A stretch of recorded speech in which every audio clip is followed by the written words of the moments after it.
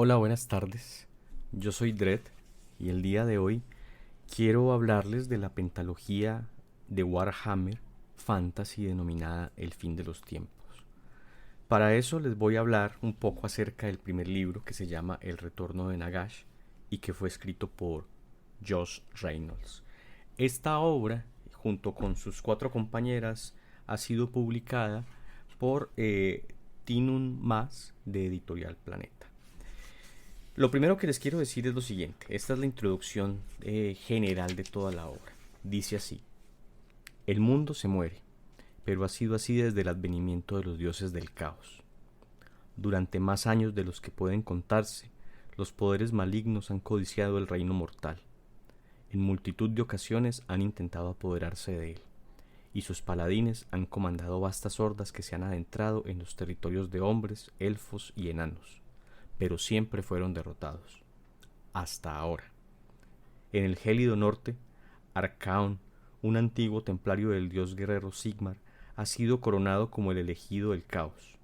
Está listo para marchar hacia el sur y arrasar las tierras por las que alguna vez luchó. Le siguen todas las fuerzas de dioses oscuros, tanto mortales como demonios. Su irrupción desatará una tormenta como nunca antes se ha visto. Los territorios humanos ya están sucumbiendo. La vanguardia de Arcaon ha devastado Kislev. La anarquía se ha apoderado de la orgullosa Bretonia, y una vil marea de hombres rata ha asolado las tierras septentrionales. Los hombres del imperio, los elfos de Ultuan y los enanos de la montaña del fin del mundo fortifican sus ciudades y se preparan para la inevitable carnicería. Lucharán con bravura hasta el final, pero en el fondo de su corazón saben que ese esfuerzo será en vano. La victoria del caos es inevitable. Es el fin de los tiempos. Digamos que esta es la introducción de toda la obra en general, de toda la pentalogía. Y respecto a la introducción del primer libro, que es El retorno del Nagash, tenemos lo siguiente. El imperio sufre un asedio sin parangón. En el norte, las hordas del caos asolan Kislev. Lo único que detiene temporalmente su avance es el bastión áurico, una imponente construcción de piedra, magia y fe creada por Balthasar Gelt, supremo patriarca de los colegios de la magia. En el oeste, Bretonia ha sucumbido a una guerra civil y a la anarquía, y en el corazón del imperio de Karl Franz acecha una oscuridad terrible. En las tierras encantadas de Silvania, el vampiro Manfred von Karstein se ha marcado un objetivo espantoso. De momento, el muro de la fe, una defensa similar al bastión del norte, le impide llevar a cabo su plan. Pero a medida que von Karstein va reuniendo aliados, instrumentos y prisioneros de sangre sagrada, aquellos con la perspicacia necesaria para percibirlo advierten la sombra de la monstruosidad que está cobrando forma en Silvania. Nagash, el primero de los nigromantes, se dispone a regresar. Este es pues el inicio de este libro, El retorno de Nagash. Y en el prólogo, lo que hace George Reynolds es ponernos un poco en contexto. Reza lo siguiente: finales del verano del 2522. El mundo había muerto. Aún no se había enterado, pero esa era la cruda realidad. Y complacía al único que no consideraba eso un verdadero final. Por supuesto, todavía quedaban asuntos pendientes, deudas por pagar y redes por tejer o romper, pero el peso de lo inevitable había caído a lo largo y lo ancho del entramado del mundo. El tiempo se agotaba, y la bestia estaba acabando con todo. Unos dedos largos, dedos de erudito, acariciaban la turbia superficie de la sangre que llenaba el ancestral cuenco de bronce situado ante él. El cuenco estaba cubierto por la escritura afilada de un imperio desaparecido mucho tiempo atrás, y había pertenecido a otro erudito, perteneciente a un imperio aún más antiguo que la civilización que lo había creado. Ese erudito ahora era polvo, como también lo eran los dos imperios en cuestión, borrados de la historia a causa de un orgullo desmesurado y de traiciones a partes iguales. De esos acontecimientos podían extraerse varias lecciones, útiles para quien tuviera la perspicacia necesaria para advertirla, para oír la voz que podría ser o no ser la suya. musitándole al oído. Se sacudió para apagar esa voz, de la misma manera que un caballo espantaría una mosca molesta. No se tenía por alguien propenso a la arrogancia ni a los delirios de la grandeza. En cualquier otro momento no habría dudado en admitir que pecaba de ambos por sentirse por encima de ellos. Sin embargo, sus preocupaciones eran otras. Con la confianza que le otorgaba su larga experiencia, no prestó la menor atención al leve murmullo que se colaba en sus pensamientos y que podía tomarse por risas de regocijo, y se inclinó sobre el cuenco, murmurando las palabras perceptivas con la entonación requerida. Tal vez el imperio de Estrigos hubiera desaparecido, y con él Mourkheim, pero sus lenguas pervivían en ciertas ceremonias y ritos de hechicería. La sangre del cuenco se agitó, removida por los dedos del vidente, y su superficie se onduló como el lomo de un gato que demanda cariño. La opacidad del fluido desapareció y comenzó a formarse una imagen, como una sombra temblorosa sobre un lienzo extendido. Las imágenes que aparecían eran de todos los tiempos y de nunca, de cosas que habían existido, de cosas que existirían y de cosas que nunca existieron. El vidente deseaba saber más sobre los calamitosos acontecimientos que estaban asolando al mundo, acontecimientos cuyas consecuencias llegaban hasta su insignificante rincón del mundo. El mundo había muerto, pero él, con la ansiedad de un voyeur, deseaba ver con sus propios ojos los golpes mortales que lo estaban destruyendo. La primera imagen que emergió de las profundidades del cuenco fue la de un cometa de 2 alas, de 2 colas, que surcaba los cielos con un fulgor relumbrante, hendido la frágil barrera entre el mundo de los hombres y el que esperaba al otro lado mientras el astro contemplaba su curso predestinado. En su estela, la locura. Una tormenta de caos barrió el mundo, propagándose desde los polos a través de los territorios de los hombres y de los que no eran hombres de uno en uno. Nacían demonios que morían al instante o desgarraban la membrana del mundo para sembrar el terror durante días o semanas. Ninguna lógica regía en lo que sucedía, todo obedecía a los arrebatados caprichos de los dioses oscuros. El vidente contemplaba los acontecimientos con ojos fríos y calculadores, como un jugador astuto que estudiara la jugada inicial de un viejo rival. En las tierras gélidas y tenebrosas de Nagaroth, el sonido de los tambores hizo vibrar los estantes del hielo y provocó avalanchas de los valles menos profundos. Una vasta horda de hombres del norte, sobre cuya vanguardia se abatió la elegante figura carmesí de la preferida de Corne, atravesaba el glacial hierro congelado. Las fuerzas destruían a su paso los enormes torrentes de vigilancia, y las poderosas huestes enviadas contra ellos únicamente conseguían atizar su furia. Cuando Valkia exhortó a sus seguidores a dirigirse a las mismísimas murallas de obsidiana de Nagarón, el vidente agitó el contenido del cuenco, ansioso por ver lo que ocurría a continuación.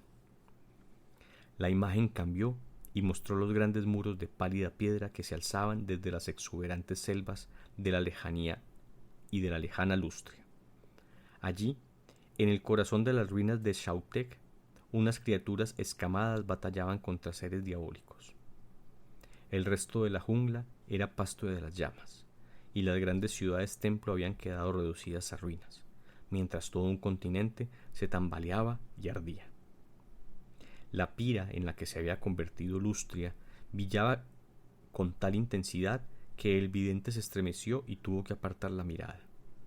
Cuando devolvió la vista al cuenco, la escena había cambiado. Rayos rojos que iluminaban el cielo y extrañas nieblas que cubrían las faldas de las montañas Anuli propagaban sin trabas el poder del caos. El territorio y sus habitantes sufrían espantosas transformaciones, todos salvo los elfos. Los muros de la realidad menguaban y se derrumbaban, y los demonios entraban en Ultuan. Los bosques de Cracia ardían, los ríos de Cotique y de Elirion sufrían una virulenta contaminación. En el corazón de los reinos élficos, las grandes ciudades de Tordinal y Elysia sucumbían a los asaltos del caos y sus arrebatados demonios, que aplastaban las sitiadas tropas defensoras. Cuando los demonios se dirigían cacareando y cabriolando hacia una línea de batalla de los maestros de la espada de Zaferi, un mago elfo reunió toda la última pizca de poder a su alcance para repeler al enemigo. Pero entonces la imagen se desbarató, como si estuviera reflejada en una gotita de agua, y apareció otra escena de guerra. A lo largo y a lo ancho de los claros y valles de Bretonia, caballeros caídos en desgracias y codiciosos nobles se reunían alrededor de los estándares de serpientes de Malobade, hijo ilegítimo de Lowen, Leoncourt, y aspirante al trono de aquel territorio dividido. El vidente contempló cómo la nación se sumía en una cruenta guerra civil, y sus ojos se abrieron con sorpresa cuando vio que Malobade derribaba a su padre, Keneles, con la ayuda de una figura esquelética ataviada con una túnica negra y carmesí.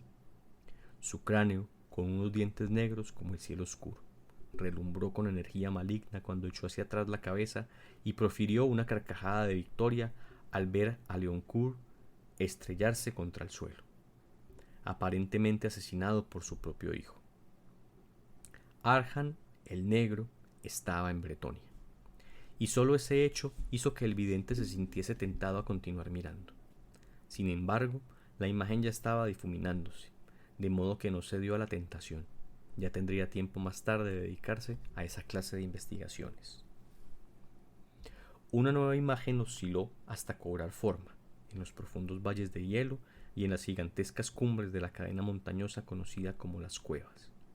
La fortaleza de los enanos, que el vidente conocía por el nombre de Montaña de Cobre, se tambaleaba bajo el ataque de un torbellino de demonios sedientos de sangre. La legión que asolaba a los aturdidos habitantes de la fortaleza era tan numerosa que sus defensas resultaban por completo inútiles. Pero en tanto los enanos se preparaban para vender cara su vida en el nombre de la resistencia, sino de la victoria, la tormenta de demonios se disipó con la misma brusquedad con la que se había formado, y dejó tras su desaparición un cielo azul y una muralla de maltrechos enanos perplejos. El vidente hizo un levísimo gesto y la escena comenzó a desvanecerse, mientras los enanos apilaban los cadáveres de sus camaradas y una completamente nueva apareció en su lugar. El vidente rió entre dientes, con amargura, cuando vio formarse la siguiente imagen. Otra fortaleza en las montañas, pero en esta ocasión no era de los enanos. Ya no, por lo menos. En los profundos salones y las oscuras cámaras opulentemente decoradas del pináculo de plata, la autoproclamada reina del mundo, Neferata, madre y señora del linaje de Lamia, lideraba a sus guerreros, tanto muertos como no muertos, en la defensa de la ciudadela. Una horda de demonios, apoyada por artillería forjada en el infierno, los atacaba desde arriba y desde abajo, asediando por un lado las puertas principales de la guarida escogida por Neferata y por el otro acosándolos desde las profundidades. Pero dichos demonios desaparecieron de la misma manera repentina que los que atacaban la montaña de cobre. El vidente frunció el ceño con enfado. Para sus planes habría sido preferible que los demonios hubieran acabado con la señora del pináculo de plata. Borró la imagen con otro gesto, ejecutado casi con petulancia. Lo que vio a continuación devolvió la sonrisa a su rostro. La gran ciudad montañosa, Middenheim, sufría con las compasivas atenciones del rey gusano y su fiesta de la enfermedad. Sus víctimas, con los rostros devastados por la viruela, daban tumbos por las calles de la urbe, implorando la piedad de Shalia y de Ulrich.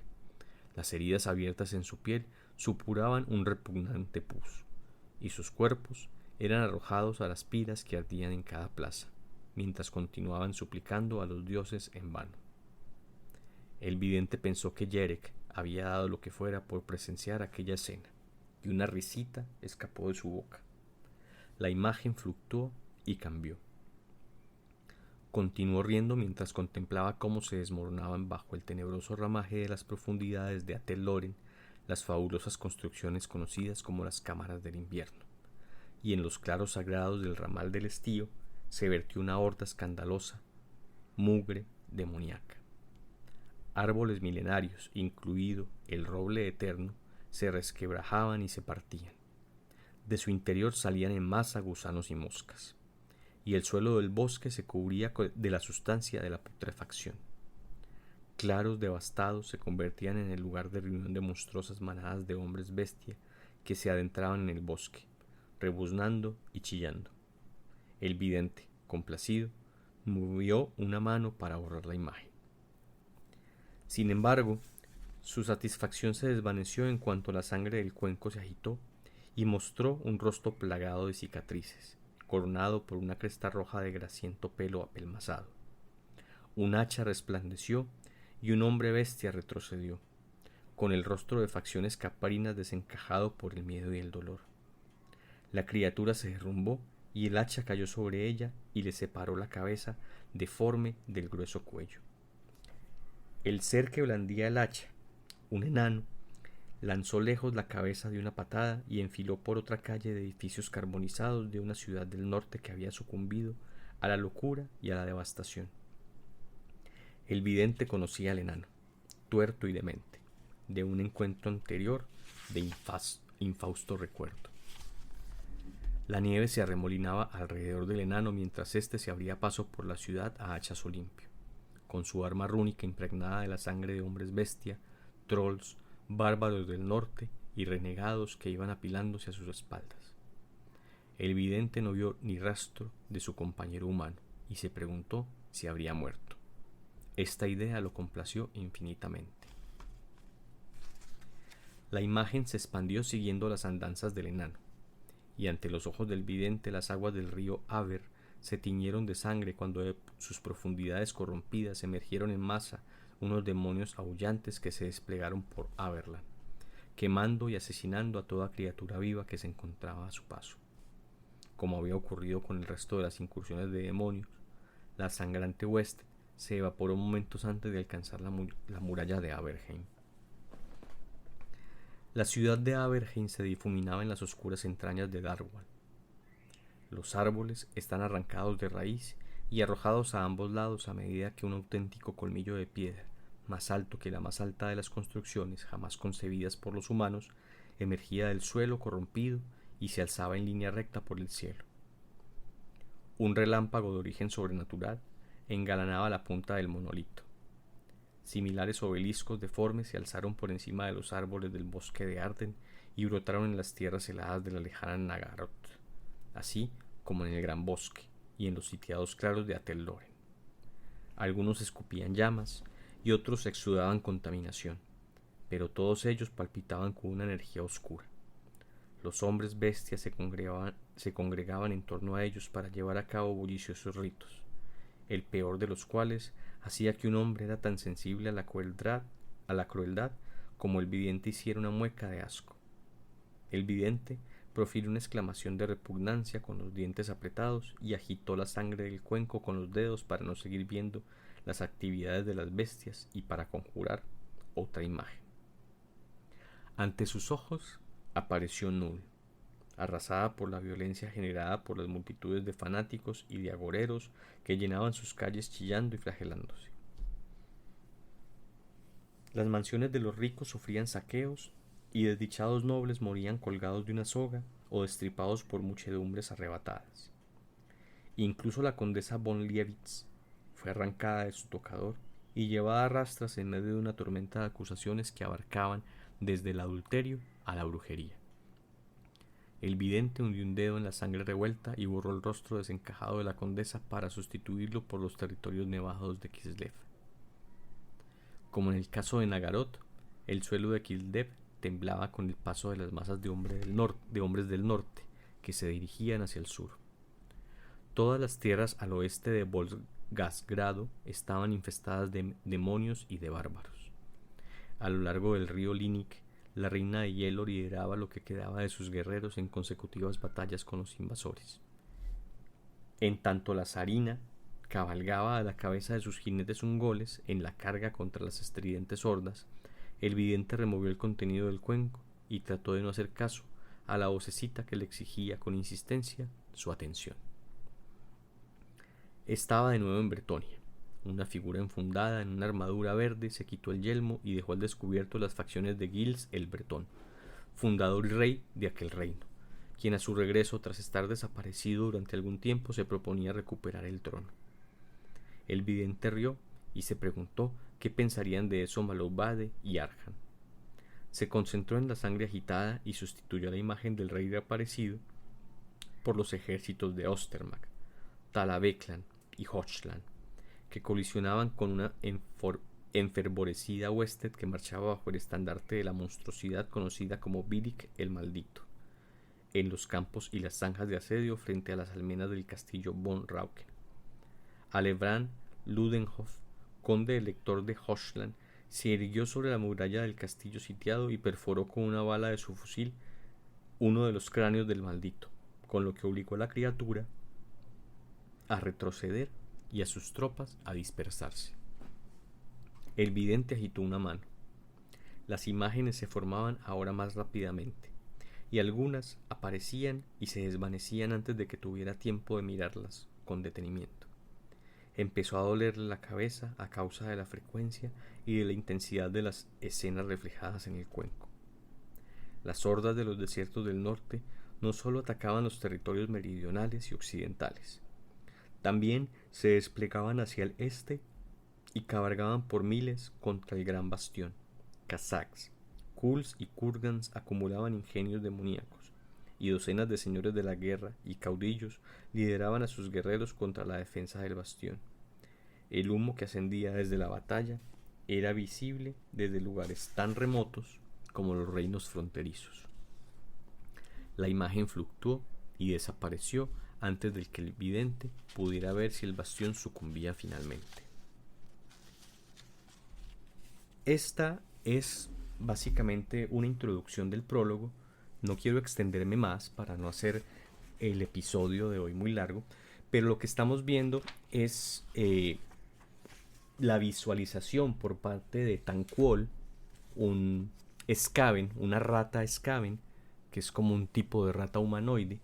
Él es un vidente gris, entonces el tipo tiene poderes para ver el pasado, ver el presente y ver el futuro. De hecho, en este prólogo se enlaza la pentalogía del fin de los tiempos con historias que Tanquol ya vivió. Por ejemplo, el enano que ve con la cresta roja y tuerto es Gotrek, de las aventuras de Gotrek y Félix. Entonces, digamos que él está haciendo como una revisión general de lo que está pasando con el advenimiento del caos y está viendo en distintas partes lo que está sucediendo. Incluso, pues ve al propio Gotrek, a quien le teme un montón. Entonces, este es el prólogo de este libro. Espero que les haya llamado la atención. Quiero también comentarles que dos de los personajes principales pues merecen una atención sustancial, y por tanto voy a leerles un par de pequeñas reseñas sobre Manfred von Karstein y sobre Arjan el Negro. El primero de ellos, Manfred von Karstein, es el último de los von Karstein originales, los hijos de sangre de Vlad. Esto, en otras palabras, significa que es un vampiro. Manfred es terriblemente peligroso, poderoso nigromante, diestro guerrero y astuto estratega. Su hambre de poder solo es comparable a su sed de sangre. Manfred ha vigilado durante años las tierras que se extienden alrededor de su fortaleza en Silvania, esperando su momento y preparándose para asestar el golpe. Tras haber reunido casi todo lo que necesita para resucitar a Nagash, Manfred ya está listo para apropiarse del poder del gran nigromante y fundar su reino de los muertos. Desconfía de su aliado, su viejo enemigo Arjan el Negro, pues sabe que desea más que nada en el mundo el regreso de su señor oscuro. Pero Manfred von Karstein jamás será el siervo de nadie. Nagash se levantará, pero lo hará con las condiciones que imponga el señor vampiro. Por otro lado, Arjan el Negro es el primero y el más leal de los seguidores de Nagash. Ha pasado varios siglos preparando el regreso de su señor. La inminencia del fin de los tiempos y las hordas de Arcaón, el elegido que se proponen propagar el caos por el mundo, le obligan a acelerar la puesta en marcha de su plan. A pesar de que la alianza con Manfred von Karstein le causa frustración, acaba revelándose extrañamente adecuada, como lo fue la ayuda que prestó a Neferata para crear el elixir de sangre con el que engendró la raza de vampiras de la pérdida Lamia. Arhan sabe que no puede confiar en Manfred ni en sus vasallos. Lo traicionarán antes de haber cumplido su objetivo. Pero eso es irrelevante siempre y cuando le ayuden a llevar a término su plan. Nagash resucitará. Debe hacerlo, y Arhan estará allí cuando lo haga. Básicamente, entre estos dos se construye todo el libro, este primer libro que es El Retorno de Nagash, y que justamente se trata de eso, de resucitar a Nagash. Lo que quieren es revivirlo. Y digamos que estas dos facciones, la facción de los vampiros y la facción de los esqueletos, de los muertos vivientes, lo que hace es ajustar cuentas, ajustar diferencias para trabajar en el objetivo común, que es la resurrección de Nagash. Sobre esto gira pues el primer libro, El Retorno de Nagash, de la pentalogía El Fin de los Tiempos de Warhammer Fantasy. Nos vemos en una próxima ocasión para contarles más acerca de esta maravillosa pentalogía. Hasta luego.